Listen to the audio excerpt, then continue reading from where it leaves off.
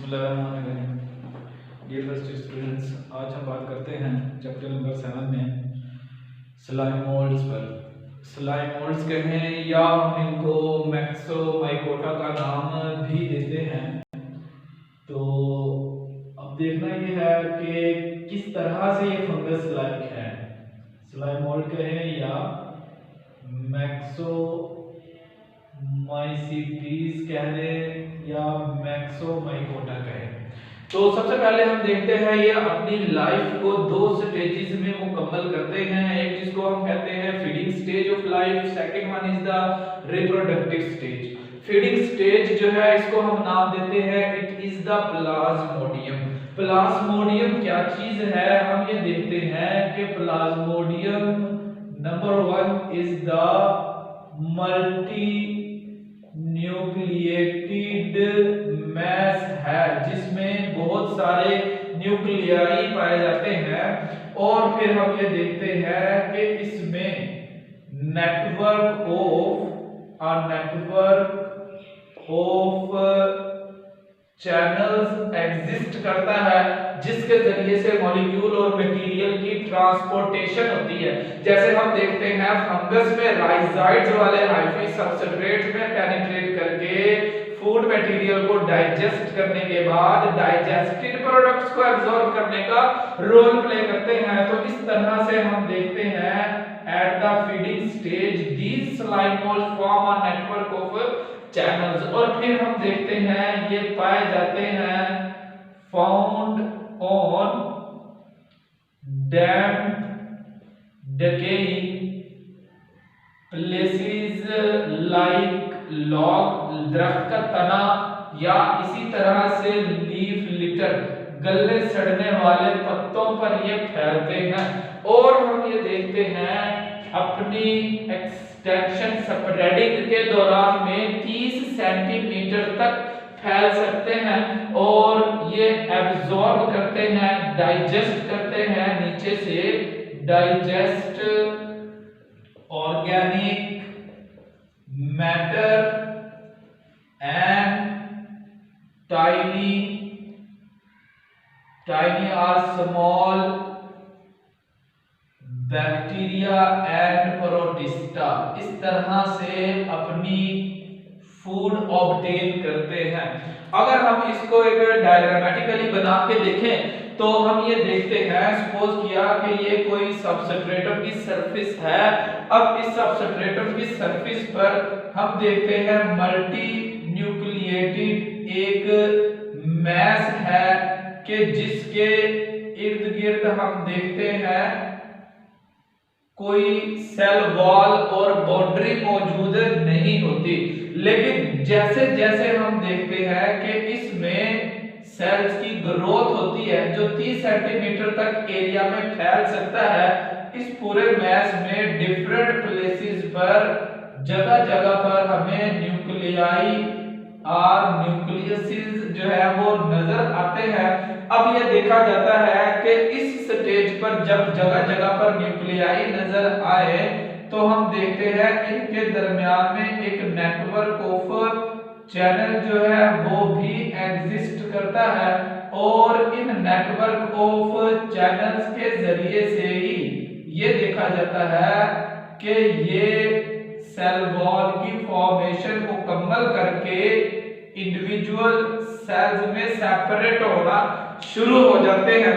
यानी हम ये देखते हैं जैसे जैसे ये हम देखते हैं इट इज द न्यूक्लियस। और अब देखें बहुत सारे न्यूक्लियस एक ही मटेरियल के अंदर मौजूद है।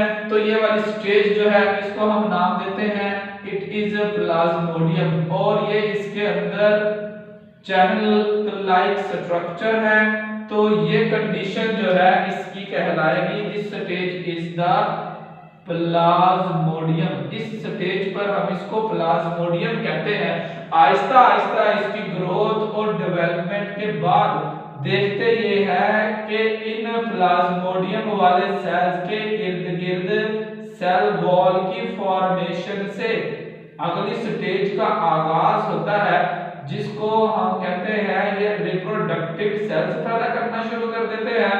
और ऐसी सूरत में देखा जाता है ये जो चैनल का नेटवर्क था ये चेंज हो जाता है सेल वॉल में, और हर न्यूक्लियस के इर्द गिर्द सेल वॉल की फॉर्मेशन से इंडिविजुअल सेल जो है वो मुकम्मल कंप्लीट हो जाता है और सेपरेट हो जाता है। अब मल्टी न्यूक्लिएटेड मैस नहीं रहा, तो लिहाजा ये स्टेज फीडिंग स्टेज है, हम इसको कहते हैं it is called Plasmodium.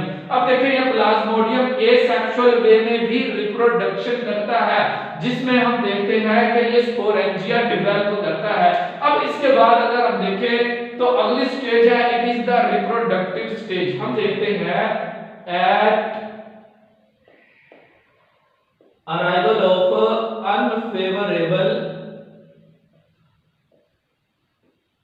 unfavorable conditions and arrival of unfavorable conditions, हम देखते हैं these produces haploid spores, these produces haploid spore जो कि हम देखते हैं मौजूद होते हैं इनसाइड स्पोरेंजिया। जैसे इससे पहले हमने फंगस में देखे थे कि स्पोरेंजियोफोर एक छोटी ब्रांच पर डेवलप होता है, वहां पर हम इस ब्रांच को स्पोरेंजियोफोर कहते हैं। यहां पर हम कहते हैं it is a small stock, एक छोटी सी स्टॉक है, ब्रांच है जिस पर स्पोरेंजिया डेवलप होते हैं। और अब देखते हैं कि ये स्पोरेंजिया जर्मिनेशन करने के बाद स्पोरेंजिया यानी अपने रिप्रोडक्टिव स्टेज पर हम देखते हैं ये एक ब्रांच डेवलप करते हैं। It is the small stalk and at tips it produces the sporangium and sporangium contains large number of spores. और इस स्पोरेंजियम में हम देखते हैं स्पोर्स प्रोड्यूस होते हैं। लिहाजा यही कंडीशन है, यही वजह है, ये फंगस से मिलते जुलते हैं, इसलिए हम इनको कहते हैं these are fungus like protista. हम इनको फंगस लाइक प्रोटिस्टा का नाम देते हैं। अब देखते हैं कि जब कभी भी ये स्पोर नीचे गिरते हैं, स्पोर्स अपॉन जर्मिनेशन, हम देखते हैं ये स्पोर्स गिरता है नीचे जमीन पर और जर्मिनेशन के दौरान spore upon germination produces biflagellated cells, यानी स्पोर्स जर्मिनेशन करने के बाद देखते ये है प्रोड्यूस करता है बाइफ्लैजिलेटेड cells, and these flagellated cells work as or act like the gametes। हम देखते हैं कि इस स्पोर की जर्मिनेशन से बाइफ्लैजिलेटेड सेल्स जो है वो प्रोड्यूस होते हैं, जिनमें हम देखते हैं एक एंड पर फ्लैजेला मौजूद है और इसमें न्यूक्लियस पाया जाता है। और इन बाइफ्लैजिलेटेड सेल्स का जो दूसरा नाम है these are also known as the swarm cells because these are the larger in size due to the absorption of the food। यानी कि ये फूड एब्जॉर्ब करने के बाद हम देखते हैं कि एब्जॉर्प्शन की वजह से, फूड स्टोरेज की वजह से स्वेल हो जाते हैं, बड़े साइज के सेल है। एक को हम सपोज कर लें पॉजिटिव टाइप का, एक को हम नेगेटिव टाइप का कहते हैं। तो दीज स्वार्म सेल्स फ्यूजेस, इन स्वार्म सेल्स की फ्यूजन से हम देखते हैं क्या पैदा होता है, जाइगोट की फॉर्मेशन होती है। यानी कि जिस पॉइंट से ये स्वार्म सेल्स एक दूसरे से फ्यूज हो जाते हैं वहां से हम देखते हैं इनके फ्लैजेला लॉस हो जाते हैं और इस तरह से ये दो सेल्स एक दूसरे से यूनाइट हो चुके हैं और इस सूरत में इनका साइटोप्लाज्मिक कनेक्शन जो है वो बन चुका होता है और इनके फ्लैजेला डिटैच हो जाते हैं, फ्लैजेला उतर जाते हैं। इस कंडीशन में हम इसको नाम देते हैं, ये जाइगोट बनाता है और जाइगोट डेवलपमेंट के जरिए से हम देखेंगे फिर से डेवलप हो जाता है जाइगोट डेवलपमेंट के बाद फिर से चेंज हो जाता है।